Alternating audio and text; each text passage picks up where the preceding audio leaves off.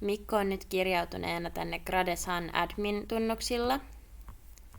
Ja hän pääsee täältä opettajan näkymästä tekemään oppilaille uusia tehtäviä. Ja näitä tehtäviä on nyt 3 eri vaihtoehtoa, joista valitaan nyt tämä freeform. Tähän tulee tällainen näkymä, jossa on tyhjä tekstikenttä. Tähän kirjoitetaan, millainen tehtävä on.